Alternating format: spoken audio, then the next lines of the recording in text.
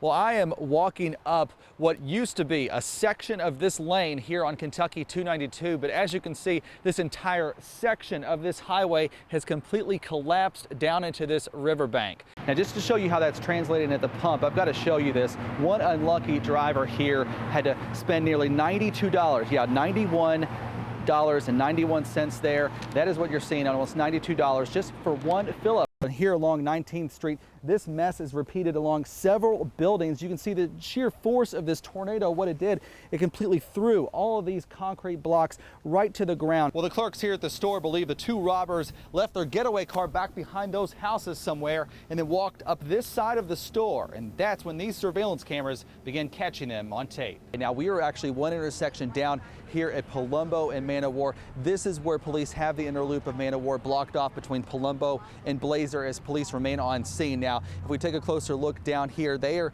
down towards Blazer Parkway. That's where investigators are still on scene, continuing to reconstruct this accident, but they shouldn't be here for too much longer. By the height of rush hour, they are going to have this area clear. It's so cold, they say the water they used to fight this fire is now freezing all up and down the street here. Give you more as we find it out, but again, a serious accident here just before 11 on Muir Station Road in the northeast part of the county. For some reason, the Nissan Xterra followed it into that right shoulder of the road and slammed right into the back of the bus. Now, it is chilly and blustery out here tonight, but that did not keep the stars away. Many of them made their way down this red carpet just moments ago. As you can see, they've set up these barriers here to protect people here in the neighborhood. Now, let's pan down and give you a closer look at what exactly is happening here. And then actually ripped a bike rack, this bike rack right up out of the concrete and threw it all the way over to here. And this is where that SUV crashed into the side of the law office. There is a sea of blue here in Houston. Cats fans are ready for the Wildcats to begin Final Four play. It is simply unimaginable to think about some of the things these two kids had to see, but they came to us wanting to tell their story so we could shed more light on what may have led to these horrific murders. That's the LEX 18 Big Story. When police say 47-year-old Stanley Neese began a 45-minute rampage through this Mount Carmel trailer park, Cheyenne Strong was right in the middle of it. Because Stanley said if I didn't open the door, then he was going to shoot us. So I opened the door. I told him not to shoot me. He said, I'm not going to shoot you. But Strong says Neese went on to shoot and kill her mother, grandmother, and 3 others. It's something the 11-year-old says still doesn't seem real. I still don't believe that they're dead. I think they're still alive. My mind hasn't came to the thought that they're dead yet. Timothy Martin says Neese, wearing pajamas and a pocket full of ammunition, made him watch as he then shot 2 of his cousins in cold blood. He told me to walk up through the highway with him and never did.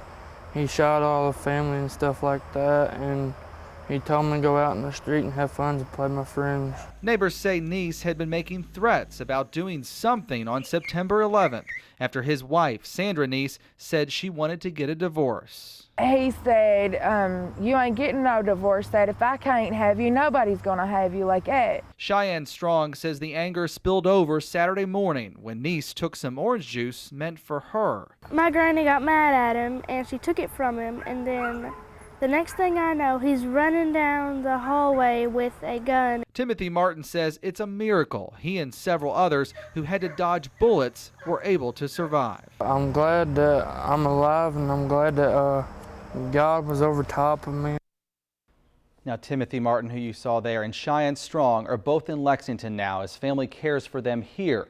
Strong tells me she is glad to be away from that Breathitt County trailer park where all this happened. Their flight touchdown in Cincinnati overnight. Jeff Allen was there and has their very happy homecoming. Well, it was an emotional reunion here at Terminal 2 here at the Cincinnati Northern Kentucky Airport earlier this morning as several Central Kentuckians and a church group from Frankfort finally made their way back from Haiti after being stuck in the country several days after the earthquake. I think it was horrible, and I know that they were going to be home soon. For 9-year-old Brittany Kincaid, the 2-week wait for her mommy was almost over. I've been worried about them. And for good reason. Her mother and brother were in Haiti on a mission trip when the earthquake happened. They survived it, but then were stranded, not able to fly back home. But the group from Frankfort's Capital City Christian Church eventually made their way by car to the Dominican Republic and then finally got a flight back home. Hurry, hurry, hurry, Mom, get off the plane.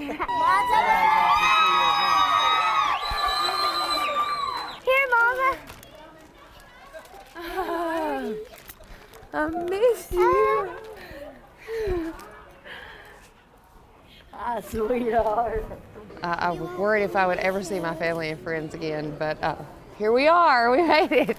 Danielle Kincaid had her son Christian with her. The cars in the driveway shook back and forth like M&Ms in a package. It was scary. There was people screaming at all hours of the night. The experience has made the 12-year-old appreciate what he's coming back to. Because their houses has crushed and their family members have died, and I get to come home to my sisters and all my other family members in my house. Give me a hug. I miss you. And not everyone from the Capital City Christian Church are back quite yet. A couple more members of the mission group are due back in on a flight later today. There was 2 or 3 cracks of thunder and lightning, and then this happened. Strong winds roared through downtown West Liberty about 7:30 last night and ripped the entire roof off the Elam Utilities Company, sending metal and wood flying through the air. Those winds were so strong they picked the utility company's roof up and threw it over several homes, landing it right here in Arnold Nichols' garden. You can see my garden, it's just about gone. But we're very, very lucky. Nobody was hurt. But Carl Froning says lightning nearly struck him as the storm was approaching, just feet away from where that roof landed. And all of a sudden, I just see this big flash of white, you know, like a flash bomb in your face. I hit the ground, and I stood up, and I couldn't hear nothing. Meanwhile, Elam Utility, which supplies natural gas for West Liberty, is moving to a temporary office after rain poured into their building. It's going to take us a while to recover, but God, if He sends us rain, He'll send us a rainbow, so we're not going to worry about it. And she feels bad about Arnold Nichols' garden. He said, I really had a good garden this year, had 3 different kinds of zucchini, but, you know, I'm sorry. Nature's funny. Covering the news in Morgan County, Jeff Allen, LEX 18 News. It doesn't matter which social media website you hit today, this story is front and center. Twitter especially blew up this morning with comments and pictures. First, let's check out this video. It was a video an LEX 18 viewer posted on YouTube today showing the scene, the crazy scene outside Tally Ho on UK's campus overnight as police were handling the scene and calling for backup. And I can tell you, I was in our newsroom when these first calls started to come out, and you could hear in the voices of these first responders just how frantic they were as they were rushing to head to the scene to respond to these fights. Now let's also take a look at some twit pics people are posting on Twitter today. The first shows the mess left behind at the lofts at Victorian Square after the disturbance there.